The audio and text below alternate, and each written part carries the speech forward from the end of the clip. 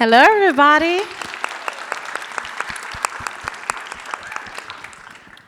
Let me start by saying give yourself a round of applause for being here. Thank you guys so much for joining us. I think we're going to have a great 90 minutes together. We have the opportunity to talk about an important topic around financial inclusion. And I'll just say, as I think about the theme, the future, we were having some great discussions that at the center of everything that is happening in the Hope Global Forum is financial inclusion. So I'm Yolande Matthew. I'm the Financial Inclusion Executive for Truist Bank, and our purpose is to inspire and build better lives and communities. And every day at Truist, we wake up and say, how can we help more clients build financial confidence? And giving them the tools, the resources that's available, and also thinking about partnerships that can help us do that as well and scale, which is also Operation Hope, and I know that's why we're here today. So we have about 30 minutes. We'll have Chelsea come up and give us a little bit of a run of show in a little bit, but what I want us to do is be able to ground ourselves in financial inclusion and really talk about the work and what we have to do together. So Chelsea, one of our volunteers, just walk us through what it's going to look like over the next 90 minutes. Thank you, Yolande. Hello, everybody. Welcome. Thank you so much for being here. We're happy to have you. We're just going to go through a little bit of what we're going to do, what it's going to look like. So we're going to have about 25 minutes as a panel discussion, of course, with our experts weighing in on every session topic that we have. And then we're going to have about 25 minutes for a pod discussion where you, as the participants, are going to discuss the issues led by your session leader and really propose those big ideas. That's what this is all about, right? So the big ideas for the solutions for group conversation. That way we can kind of all get excited and get together to do that. And then we're going to talk about our results. We're going to share results together. And we're going to have about 15 minutes to do that, share 5 of those big ideas that you came up with, and have the results with the group. And then we're going to wrap up. So thank you so much for being here. And again, just to kind of be on your level, Katrina and myself, we're going to be the timekeepers to make sure we all keep to our time. We know it's very valuable of your time of being here today. So thank you so much. Thank you, Chelsea. Give it up. All right, who's ready to get started? All right. I'm going to have our distinguished panelists introduce themselves and really talk about the topic and why it's important to them, which is really important. But anyone was at the session last night that talked about the future of AI and all of that? Okay, perfect. So I thought what we might do is get started by grounding all of us in what is financial inclusion. So I used ChatGPT. So I'm going to read it so everyone has the definition that we have. So financial inclusion means that individuals and businesses have access to useful and affordable financial products and services that meet their needs. Transactions, payments, savings, credit, and insurance delivered in a responsible and sustainable way. So I want to make sure I use my ChatGPT. There was a call to action last night. I did that, and everybody's grounded. But I want to make sure you learn and hear from our panelists. I was so excited to spend time with them and be able to just have great discussion around financial inclusion. So Heather, you're right to my right. Can you just take a minute just to talk about your work and why this topic is important to you? Hi, everyone. My name is Heather Carey. I am a director of client services at FICO in the Scores division. Over the last year, I have had the wonderful opportunity of working with groups of MDIs and CDFIs in helping them automate the use of alternative data to expand their lending services and help that application process flow and things like that. So I'm really excited to get into this access to credit that ChatGPT says we should talk about, share some of my findings, and then hear your big ideas on how we can continue to provide access to credit to those underserved communities. I love that. And it's more than a number, right? It's the clients. I love that in your title. Michael, you're right next to Heather. Let's talk about the great work you're doing as well as why this is important to you. Absolutely. Well, good afternoon, everyone. I hope you all enjoyed lunch. It was very, very tasty, I would say, for sure. Again, Michael Martino, and I have the great pleasure of leading our banking inclusion work for Wells Fargo as one remit, and then I also have a second job as head of diverse segments for our consumer, small, and business banking. And I want to say big shout out to my team that's here today. So, like, woo, woo, woo. Thank you for your support. And this work is really, really important, and it's personal to me. I grew up in a community where, people didn't have access to the work, right? They didn't have access to the information. Granted, great in school, master degrees, bachelor degrees, but they didn't really understand how do you go about creating a plan? How do you do budgeting? How do you do investing? So I took that passion, right, and went off to to start a career, for that fact, in banking. And so for the last 30 plus years, I've had an opportunity to work with every customer segment within the company. And so I'm here today to talk about what does that look like? How do we really drive that work forward and make significant impact in our community? I love that. Thank you so much. Lots of experience. And Janelle, you're right next to Michael. Just share a little bit about yourself and why this is important. Sure. Hi, everyone. So my name is Janelle Espinal. I work with NGPF, which is short for Next Gen Personal Finance. It is a nonprofit organization that offers free curriculum in personal finance education, free teacher professional development training as well, because it's one thing to hand the curriculum to a teacher, but if they never received a formal financial literacy education themselves, they're not going to be very confident with that curriculum. So we train teachers, and we've done over 500,000 hours of professional development with teachers across the country. We have over 110,000 teachers using NGPF's free curriculum.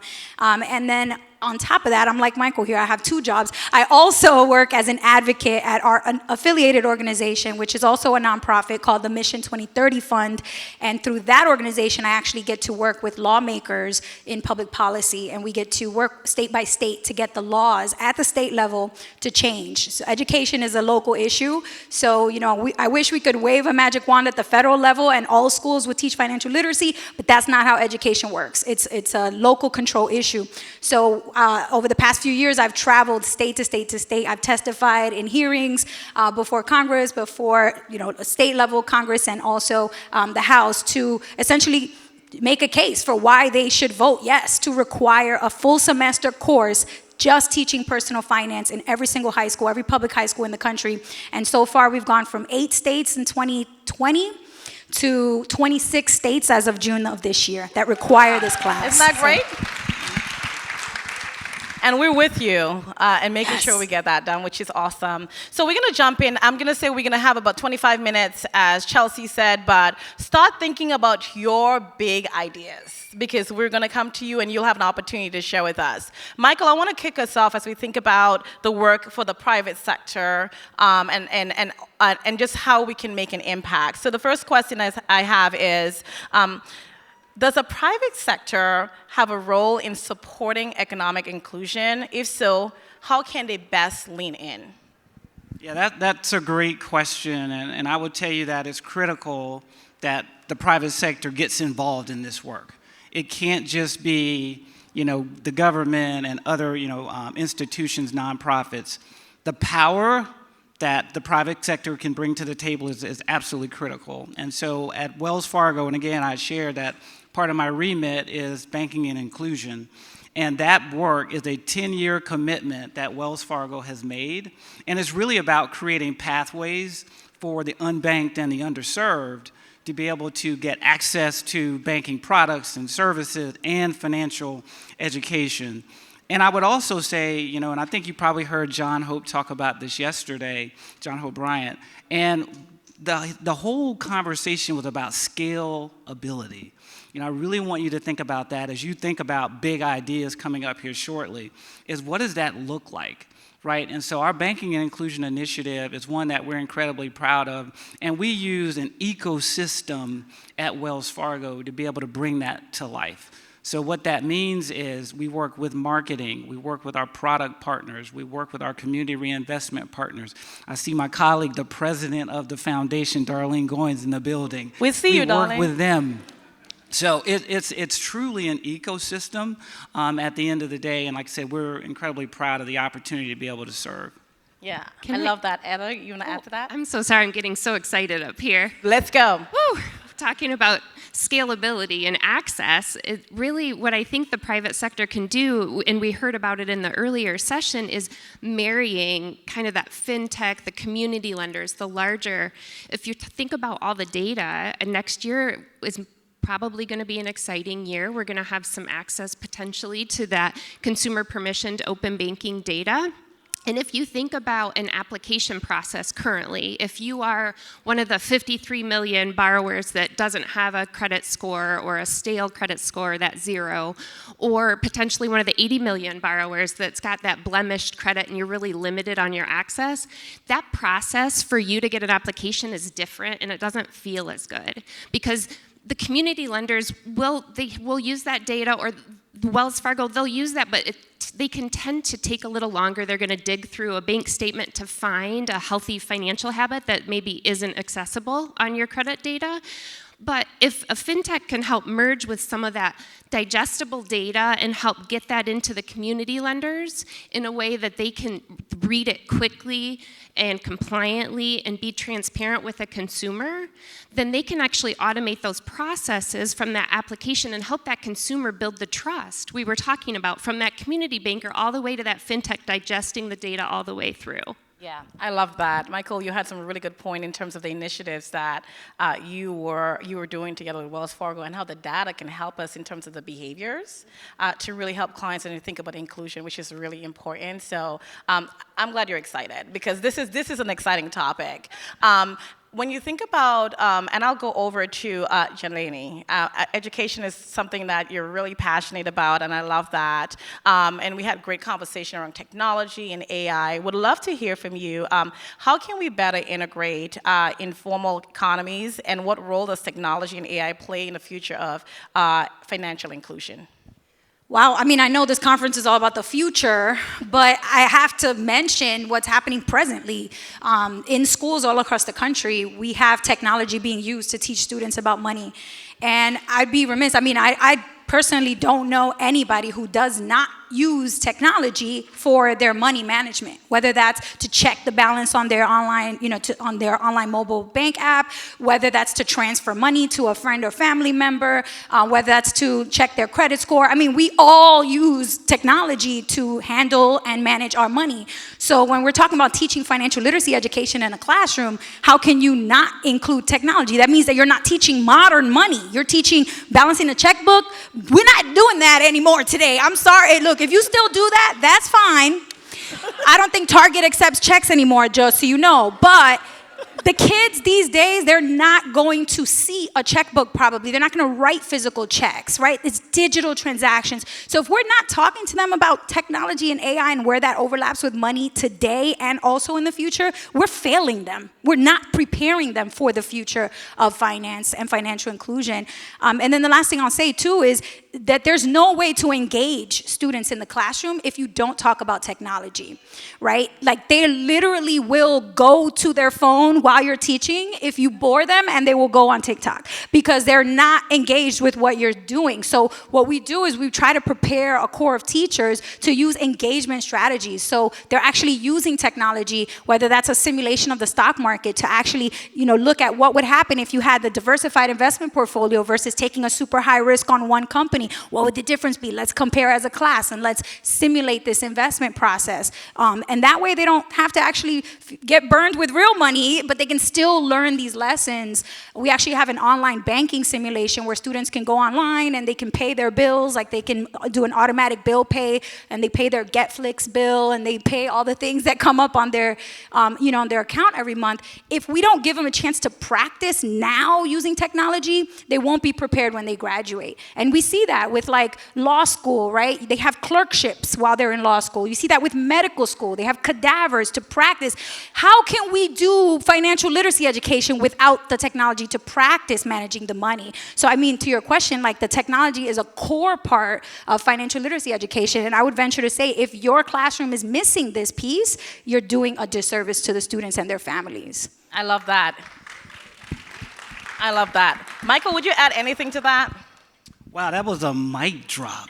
Mic drop. Boom. We have mic drop. Yeah, that was a mic. Mic drop. Michael is good. We have our own codes, just so you know. So. The only thing I would just say it's really important as you think about when I think about Truist, we talk about touch and technology. It's really, really important because that helps build that trust. That really helps build that trust. And you think about 5.6 million households that's still unbanked, right? That's there, and that's including students, right? So really important for that. Michael, we had a mic drop. We're going to move on to the next question. We good? All right, awesome. Yaneli, we're gonna stay with you. There might be another mic drop moment. Okay, so let's talk about education just overall and just thinking about skills and training and in the role it plays in achieving economic inclusion. Can you talk a little bit about that role in financial education and what is the role it plays? I will say this is sort of, I guess, a hot topic or a controversial point. I've seen a lot of people say, you can't get up there on that stage and talk into that mic and say that financial literacy education is going to solve the lack of financial empowerment and financial inclusion that exists in communities, especially low-income communities and black and brown communities. I want to be really clear. I am under no illusion that financial literacy is a magic wand that we're going to wave that's going to solve all the problems. There's not going to be any discrimination in finance. Everybody's going to have excellent credit scores. No one's going to go file for bankruptcy ever again. We're going to literally all be the most financially literate generation in society that exists ever in history. That's not realistic. And I don't think I work with anybody who is under that illusion. However, it's just like building a house, right? Like you're gonna have your foundation, you're gonna have to set that. Of course, you're gonna need some walls. You wanna put a roof up top, right? Because, you know, the weather and stuff. And then, of course, you wanna have some utilities. You gotta have some running water, some plumbing, otherwise the house doesn't function as a house. Nobody's gonna see you building a foundation for a house and say, oh, that's not a house. That's just a foundation, that's not a house. No one's gonna see you putting walls up and go, oh, those walls that's not a real house. That's not a house, those are just walls. No, but the foundation plus the walls, plus the roof, plus the utilities creates the house. Financial literacy education, in my purview, in my opinion, and this research backed as well, is the foundation. Because everything else is set up on that structure. And so if you skip financial literacy education because you're so busy saying that's not going to create change, people are still going to do what they do, nobody want to hear those lessons in the classroom, they're still going to go ahead and spend because, you know, this is what we do. We just broke records for Cyber Monday this year, even though we couldn't afford eggs 2 weeks before Thanksgiving. You know, this is what we do. We're Americans. We borrow and we spend. But the education is the core piece that works along with all of these other interventions, financial services, right? Having a credit profile in this country, government initiatives. It all works together, and without each piece, you don't have a multifaceted solution. You just have walls and no roof, or you have a foundation but no walls. And so I don't want to make the claim that financial literacy education is a solution, but my passion and my purpose in life is to make sure every single student in this country gets access to financial literacy education, because I know the difference it made for me. I know the difference it would have made for me earlier in my life if I had been taught about credit and investing and taxes and insurance and budgeting and paying for college and all the other things that I didn't get until I was already in my mid to late 20s. And having to figure it out on my own. So to me, I think the piece of education is the foundation, and then they go out into the real world and get access to financial products and financial services, and they can evaluate them in the marketplace better because they have the critical thinking skills to compare and contrast, which they learned in a financial literacy course. So, you know, I won't say it's the magic wand, but without it, good luck. Good luck. All right, thank you. So, absolutely. Another drop mic. Another drop mic. But I think another one. There you go. Yeah. Hey, Michael.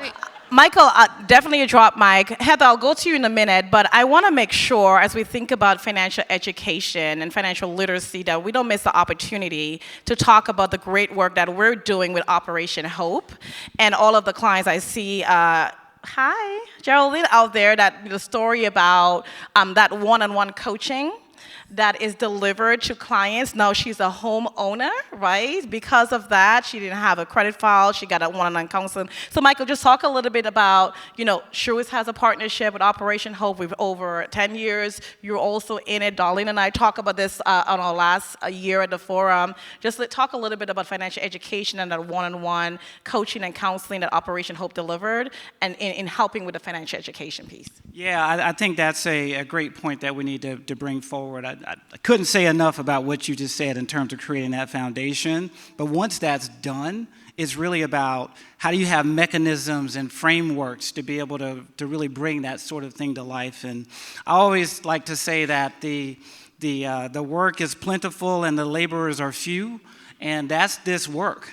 There's so much opportunity, so much need out there. So that's why I love partnering with Truist and U.S. Bank and Bank of America, because we're doing impactful work at the end of the day, and we're doing that through Operation Hope.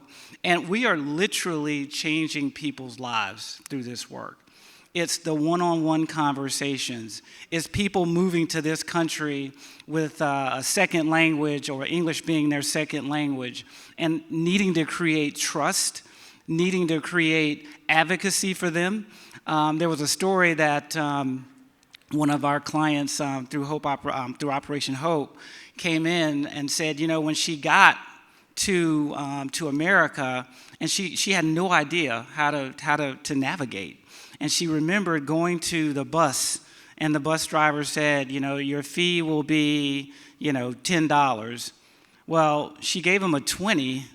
And he gladly accepted it, and she got on the bus, and then she got off the bus, and she was like, what happened here, right? And so it was all about going to that Hope person who spoke in their language, gave them the tools that they needed to really turn it around. So when I say this work is personal, it really is for all of us, and Hope Inside continues to do some amazing work at the end of the day. They're truly changing people's lives. Absolutely. That's a drop mic moment, everybody. I just want to make sure. We could have different drop mic moments, okay?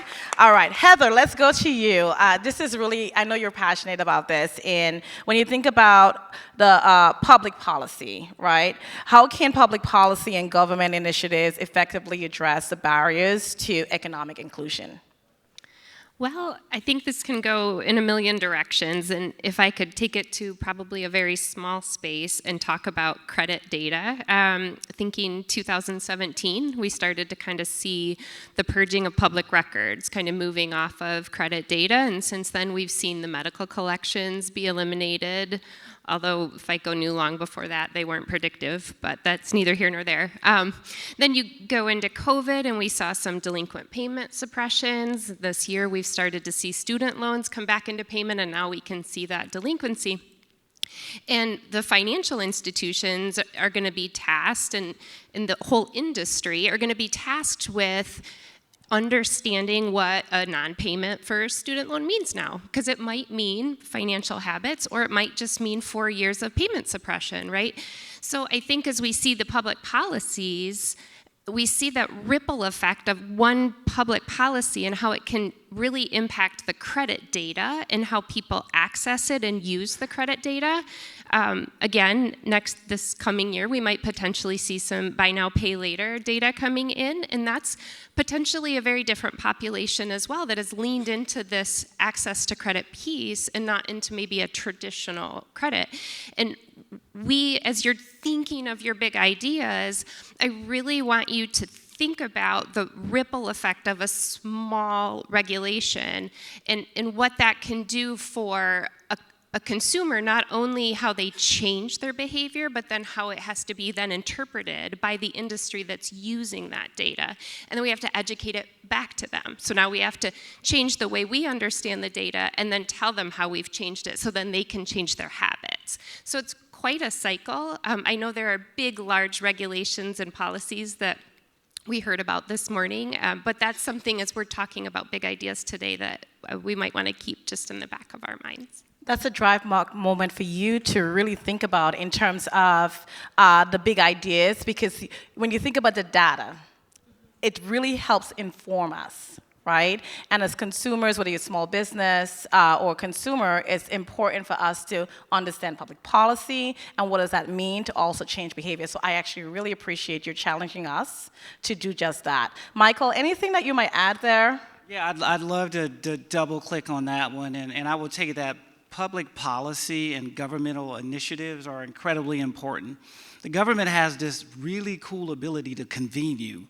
They can call a meeting and you have to go to DC. There's no way around that, right? And so when they do that, it's really, really impactful because they're bringing credit unions, small banks, large banks to the table to have conversations. And I'm really, really proud to say that, 2 years ago, the Aspen Institute did a calling on the Treasury, Department of the Treasury, to say, hey, we want a national financial inclusion strategy.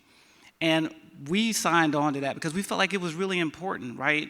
And when they did that, over the last 2 years, they've done some really good work. And I'm proud to say, like just last month, they've rolled that out and they've made that a reality. So that's something that's happened at the global level, and now you're going to see that really ripple out into the community.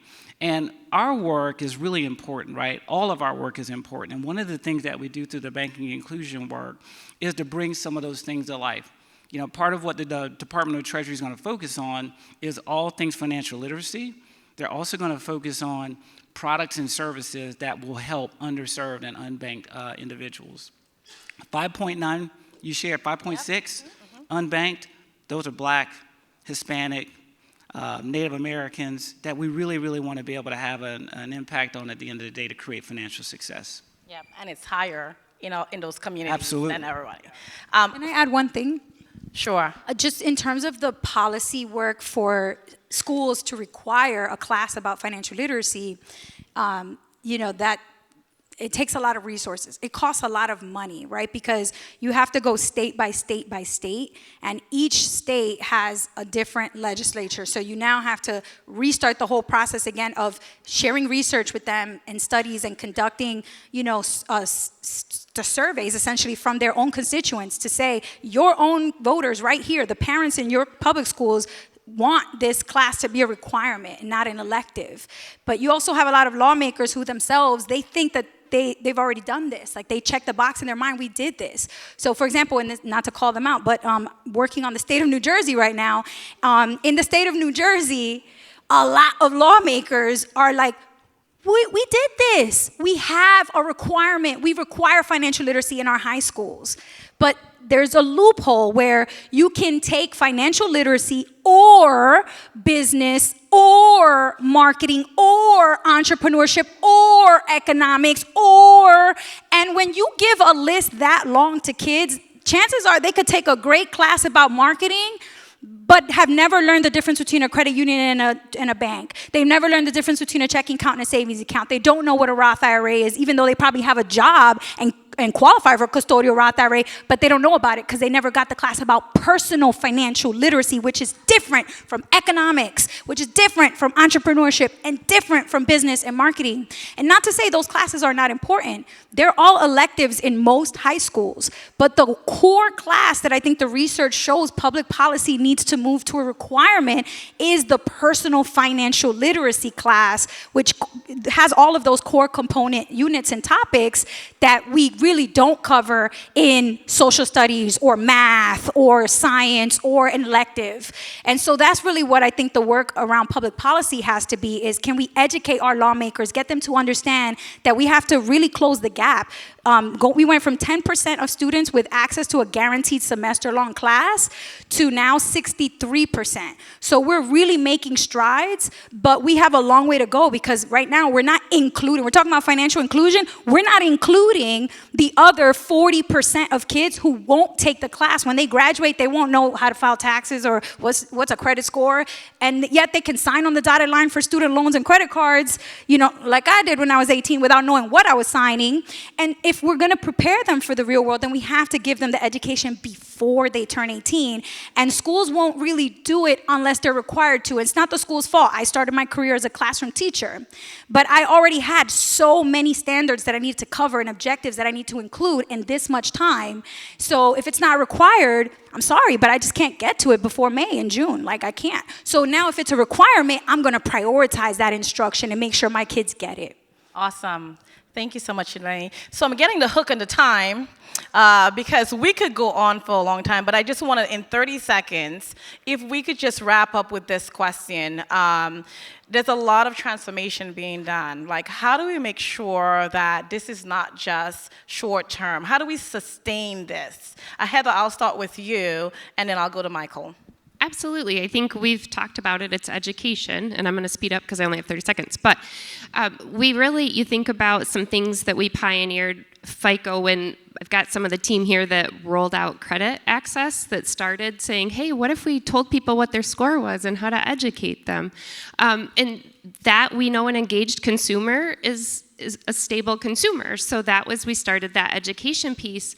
And lately, what I've been working on, and is most exciting, is as we roll some of the alternative data out, we've had alternative data for a while, and it's been more, it's really getting some traction because we've taken education further and into the actual financial industry. So taking and showing and teaching an underwriter why it's important, what the data is, showing them the performance, and then taking them all the way through to the marketing team and teaching them the social impact and showing them how they can report out to their communities, this is what your team just did to these underbanked communities. So I think taking education all the way from the schools and then continuing it all the way into the financial industry and making sure that we're showing them the impacts that they're making, that's really been our big focus with the Lenders Leading Inclusion Program. I love that. Michael? Yeah, so this work is long-term. We didn't get here overnight. It's been decades in the making. And so our focus is going to be continue to look at trust. If you think about it, you can have all of the foundation that you want. If people don't trust who you are and what you do in communities, and in particular diverse communities, you won't move the needle. And so we're going to continue to work with Operation Hope. We're going to work with other partners like Unidos USA. We're going to work with NAACP. I mean, there's all of these different groups out there that have that trust in those communities, and we want to show up and show out with them at the end of the day that this work is meaningful to us and it's impactful, and we want it to be sustainable for the long term. Love that. Drop mic, nothing. I would just say in the future of financial inclusion in terms of education looks like there's not a single student who goes through our public education system in our country and says, I wish they had taught me how to file my taxes. I mean, you can go on Twitter and just see endless memes. They're like, oh, how do I file my taxes? I don't know. I was learning stop, drop, and roll. Or I was learning the mitochondria is the powerhouse of the cell. I know that. And, it's not to say this information is less important than that, but they're equally important. So why are they not equally prioritized in terms of the course requirements in our schools? So our mission is called Mission 2030, which is that hopefully by the year 2030, all 50 states will have a requirement for high school graduation. And then what's next after that? K through 12. Awesome. All right, can you give it up for our panelists? Some drop mic moments. And I think I'll just say it's really important to build this into a system. It's really, really important. So Lachey, my partner in Purpose from Truist, we're going to go out now to all pods. So you heard from the panelists. Now we want to hear from you. Your voice is really important. So around the room, Lachey, you have the mic. You want to give some direction on what we need to do? All right, so let's give it up for them one more time. Yes. So you have heard the drop mic moments.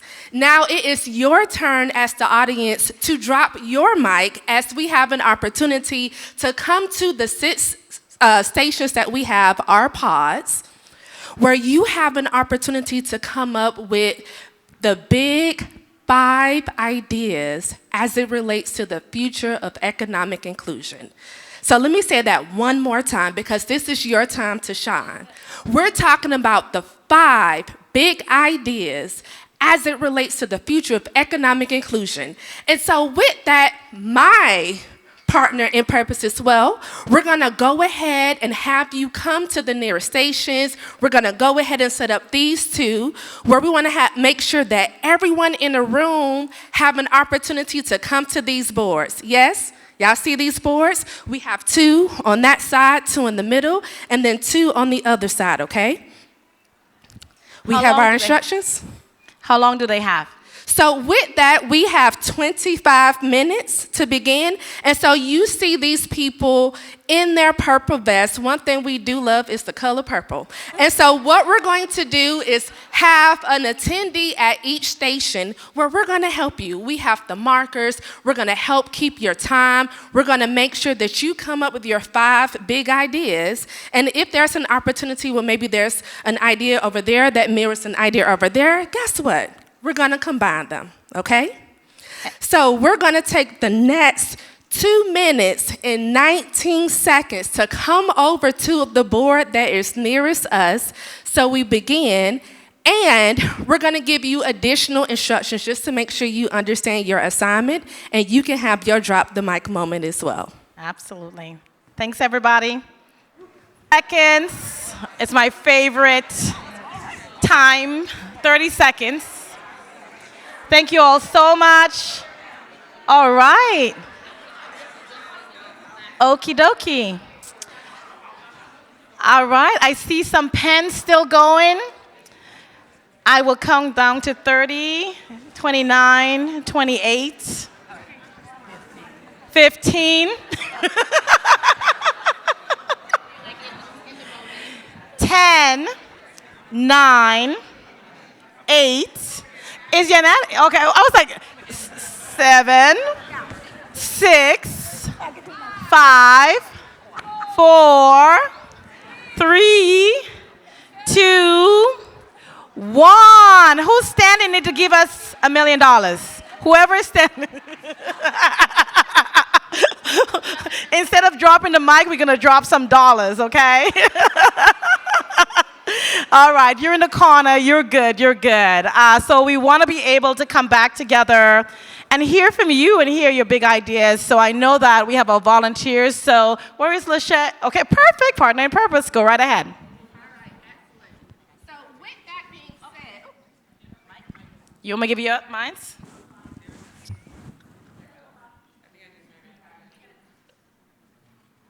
You could use mine. got it. Hey, hello. Wasn't that fun? I had an opportunity to drop in on each and every station and listen. So yes, we have an amazing panel, but I want you to give it up for yourselves, right?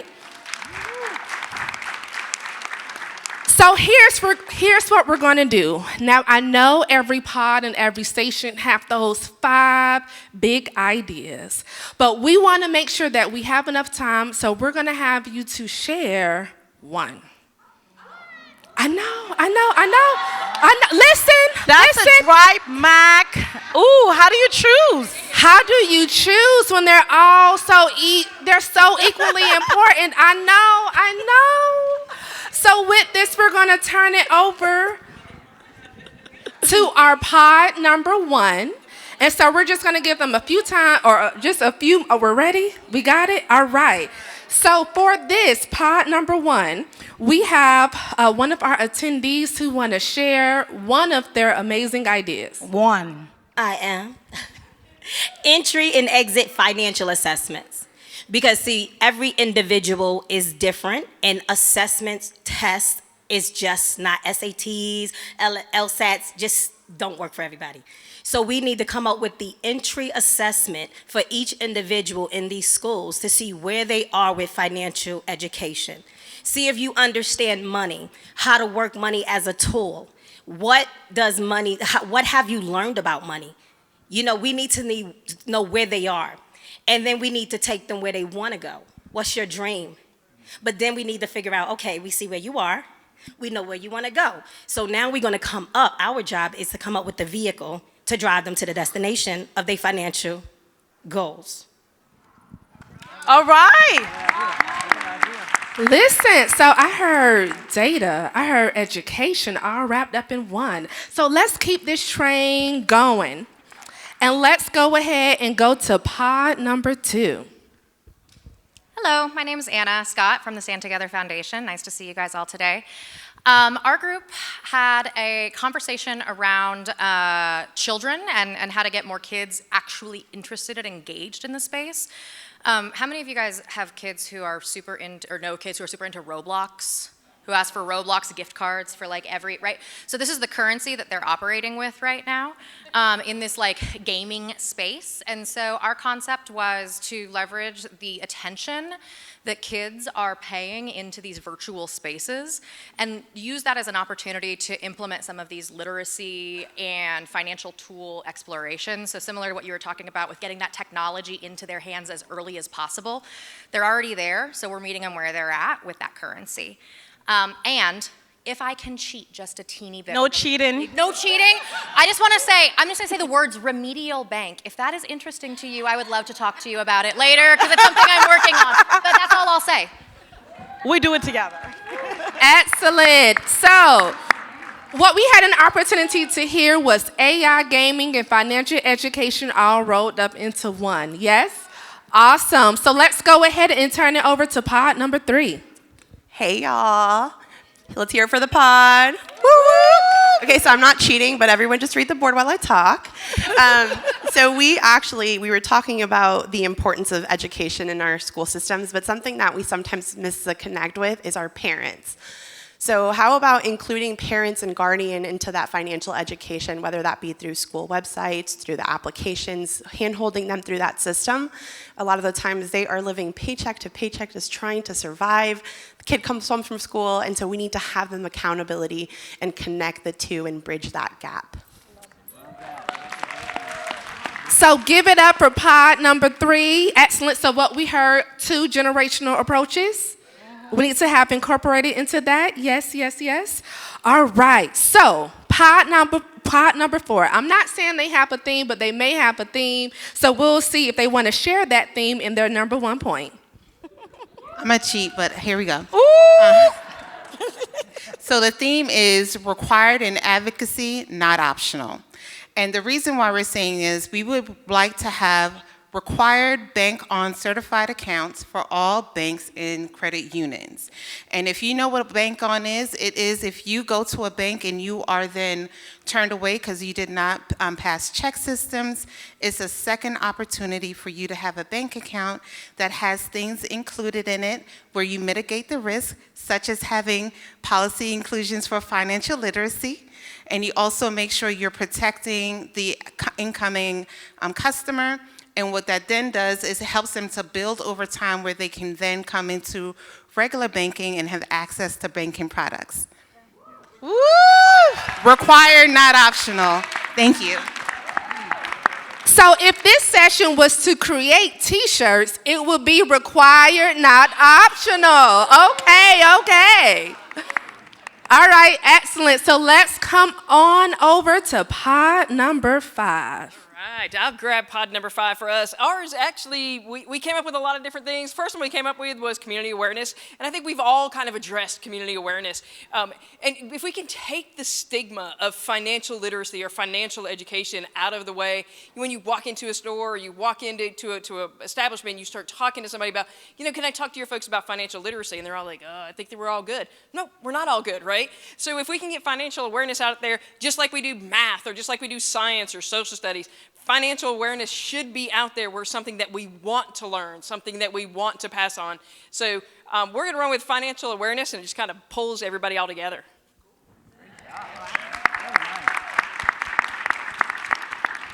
Excellent. So certainly last but not least, we're going to turn it over to pod number 6. Thank you. Peace and love, everyone. I am Gigi with Energy Movement, and our group was really working on the community. So we came up with a few different things, but we definitely piggybacked on the financial literacy being the base, being the foundation. We definitely agreed that financial institutions should come in and teach the teachers in all of these communities to be able to build. So let's say 101, and then 102, 103, depending on where the child wants to go and what they need in their life and what their path is. So we pretty much piggybacked on yours. Thank you. I love it. Awesome. So one more time, please give it up for yourselves. And so Operation Hope panelists, I think we may have some future panelists, coming up in the next couple of years. So with that, we do have 6 minutes and 56 seconds left. With that being said, in this session, we want to make sure that we have an opportunity to hear from the audience. So you heard the big five, or actually the big six, because we had six different hubs. Would anyone like to share one thing that you would like to add to some of the conversations that we just had? And so we're going to come in the back. And here you go. Yeah. What I would like to add is that we have to get the, how do I say this?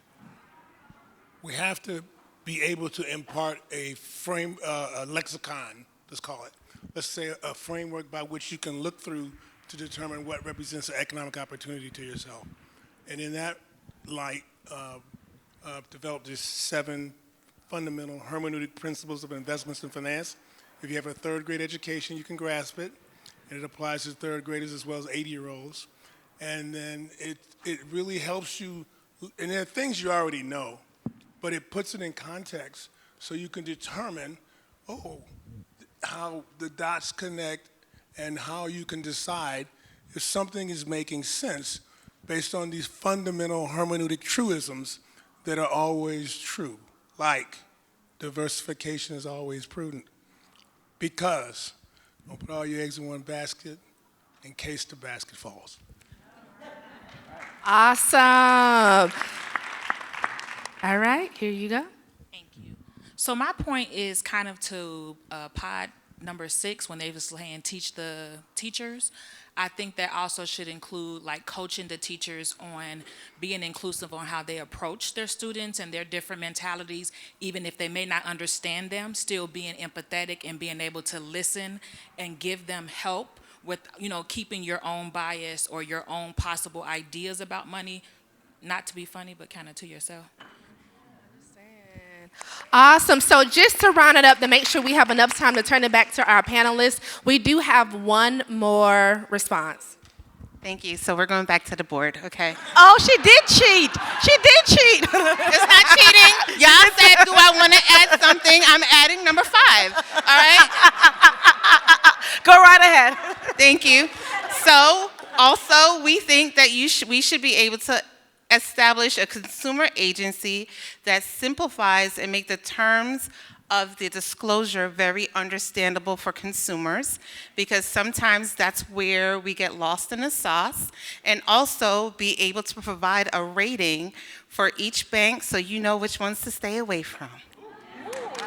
See, told you was powerful. Okay, drop mic moment. Drop mic moment, Carlene. Excellent. So with that, we know that you still want to hear from our panelists. I'm going to call an audible as the moderator and say we have plenty of time. You could share after if you wanted to. That would be.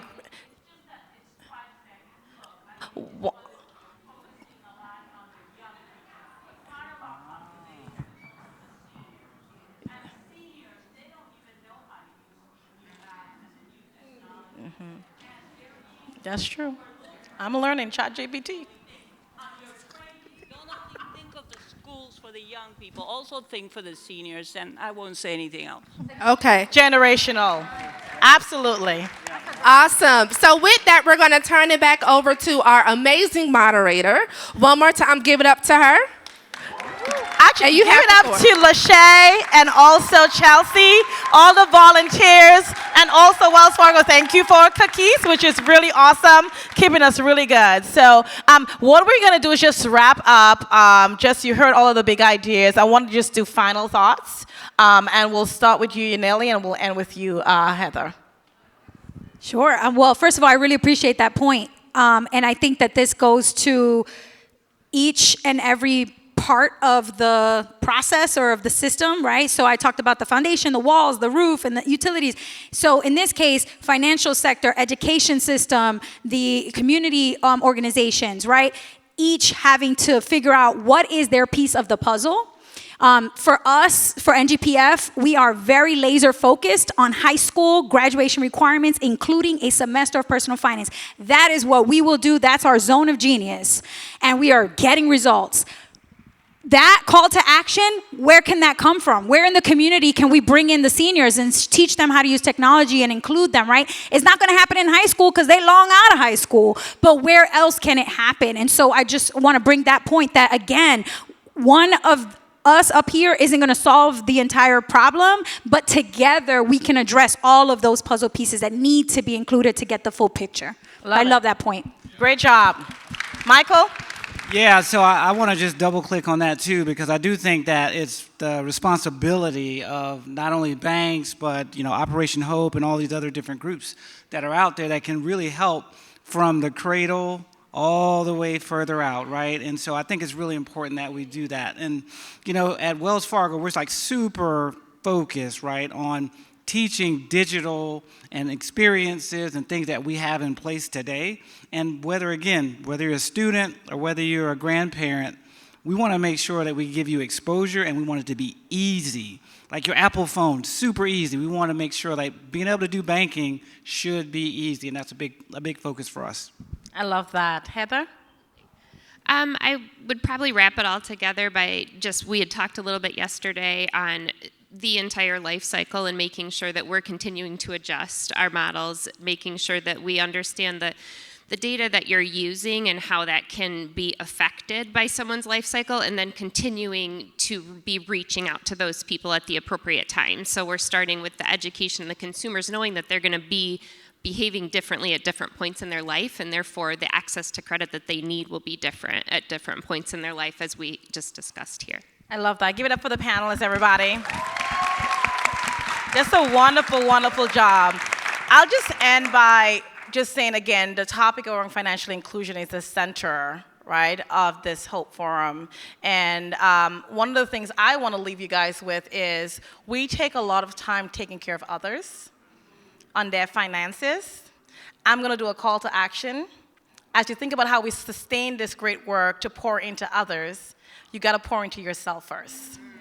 So what I want to leave you with today is to make sure that you are taking advantage, if there's an Operation Hope coach, to take advantage of that. You're also meeting with your banker, right? Don't care what bank it is. Truist is available. Wells Fargo is here.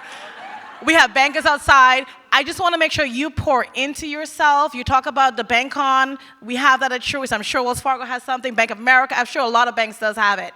What you need to know is as you take care of others, you have to take care of yourself. So thank you guys so much for investing in yourself and sharing your big ideas. Thank you to my amazing panelists. And we appreciate it, and we can't wait to see you around. We'll be here just mingling a little bit if you want to connect, but you guys have a great rest of the forum, and we thank you so much for your great contribution.